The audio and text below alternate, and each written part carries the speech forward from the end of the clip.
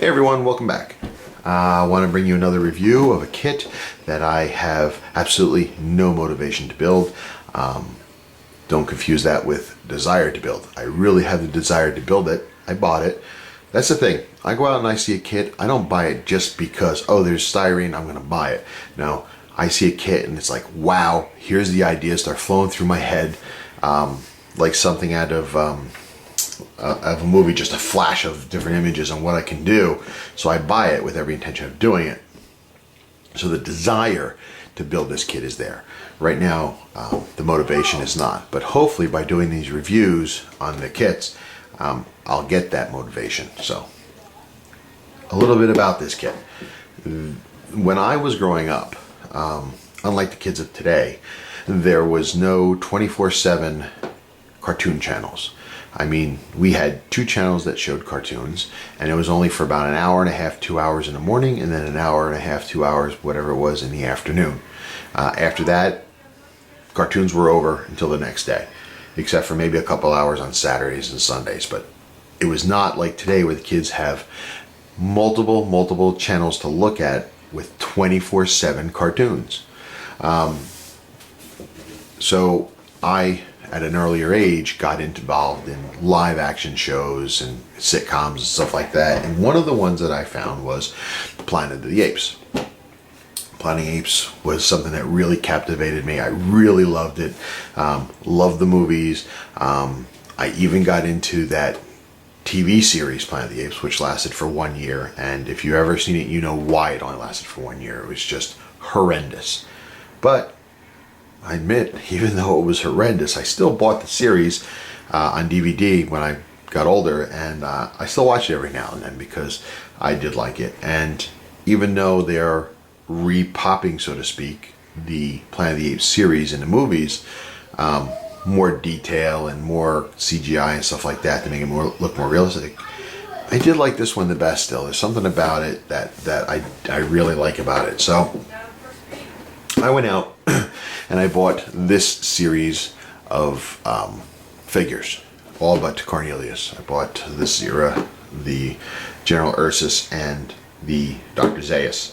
There is more in this series. There is a General Aldo. There is a Caesar, both from Conquest of the Rise of the Planet of the Apes, or I forget now the name of it, but that was kind of a resurgence of the series. Very action packed. Those 2 figures came out, and they also have an ape on a horse, which is very cool. All of which are very hard to find nowadays, except for, I believe, Aldo has been repopped because I've been seeing him on eBay recently, and at a very affordable price. So I hope to get him soon. Caesar I haven't gotten because it was very difficult to find for an affordable price. But it turns out now he is at my local hobby shop. He's been there for some time now, so I hope to get him. It's just every time I go in there I have focus on something else, and I don't always have the funds just to buy kits willy-nilly, but I will be getting him soon. The idea for me is, I've never done a figure. I do want to do a figure, and I thought these would be very cool, you know, blast from my past, so to speak. But the desire for these, I have very big plans for these guys and other figures that I eventually will get. But having never done a figure, I don't want to screw them up. So as bad as it sounds, I got this kit, which happens to be the Dr. Zira kit. Twofold why I'm choosing this kit as my first one. One, because it's probably my least favorite. It doesn't mean I don't like it, but it's my least favorite of all the series. And 2, I understand the figure itself is very simple compared to the others. I believe it's a 2-piece kit, and that's pretty much it. So for my first kit, that should be make things relatively easy, because the big thing that, from my perception of building these kits, is going to be the painting. So let's take a look at this kit and see what's inside. The box opens up like so. I haven't seen a box open like this before, but we got the instructions and we got the parts. Let me get the parts out of the bag here.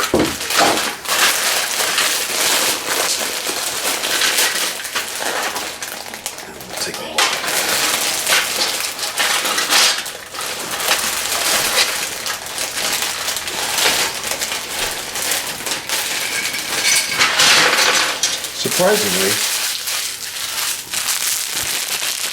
is that annoying? It's annoying to me. Sorry I didn't get that done ahead of time like I usually do. Surprisingly, there's quite a few parts in this kit. There is 1, 2, 3, 4 for the base. This being the ground. So we can get in there. It looks like stone. Nice texture to it. Nothing over the top, but it should pop when it's painted and dry brushed with some accenting colors. This should pop pretty good. I've never done bases before like this either, so it's going to be very interesting for me to learn how to. We've got 2 walls and a 3rd wall with a window. Again, it's got texture to look like stone. Again, it should look pretty neat. The kit also comes with some accent parts, some accessories, so to speak. This is part of a chair. Here's the rest of it. I believe it'll go something like this. So Zira gets tired. She has a chair made out of sticks. Here we go. Anyway, I got screwed up. But the detail in it, you can see the grain. It looks like wood to me. Very nicely done. Both sides. Same with this. It's actually, you could see the molded in cord to tie it together. It's kind of cool. And the neat thing about this, I can inspect it better later, but right now I don't see any seam marks. That's always one of the things that drive me nuts about doing parts like this, is the seams. I don't see any, so that's pretty cool. Little bits for the wall, I guess. It looks like a place to hang her cloak and everything, and whatever ape-like stuff they have. More chair.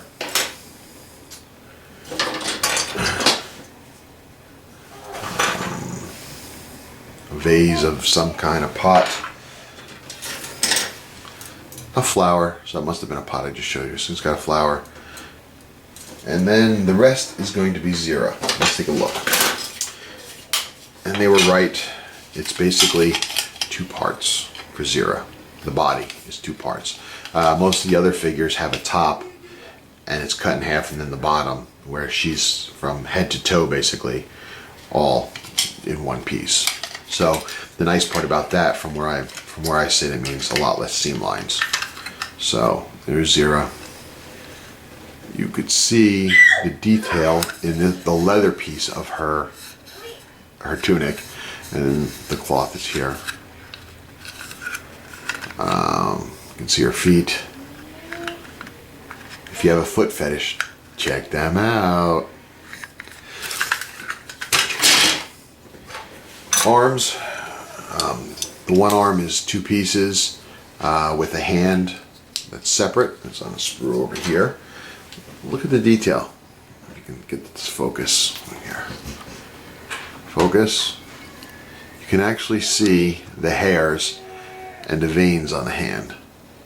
Needs a little cleaning. There's flash around the fingertips. Maybe I can just make believe she hasn't cut her nails in a while. She needs a pedicure. Yeah, well, she's an ape. Pedicure. Okay. Here's the other hand holding the scroll of some kind.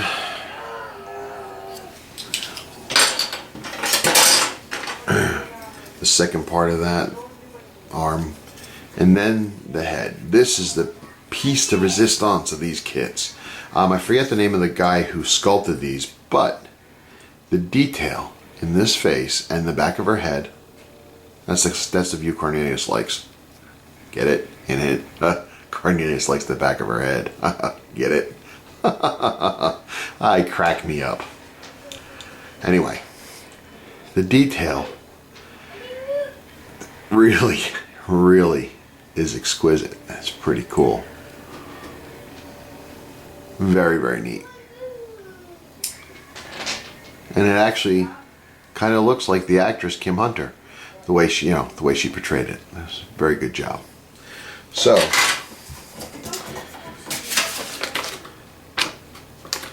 next, you got the instructions. Okay. Shows us how to put Zira together, the base together, and then you know what it should look like when it's done. Okay.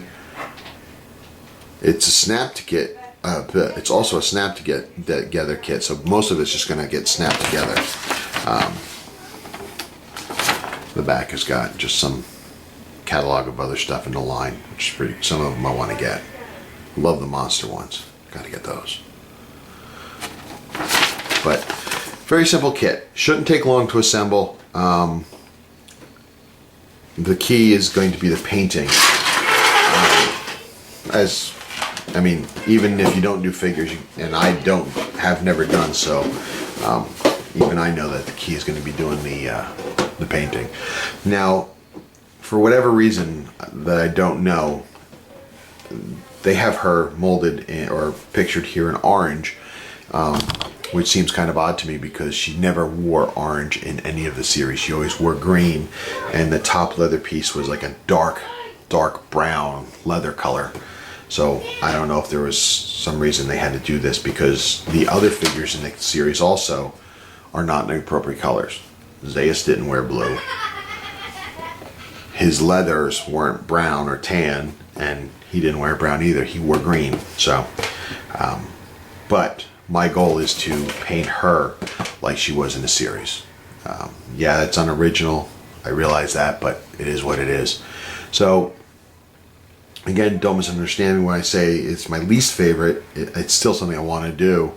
But the whole project is going to be very interesting, because it's going to be a figure, painting a figure, making the face look lifelike with the paints, and of course getting a realistic looking base. I don't want it to look campy or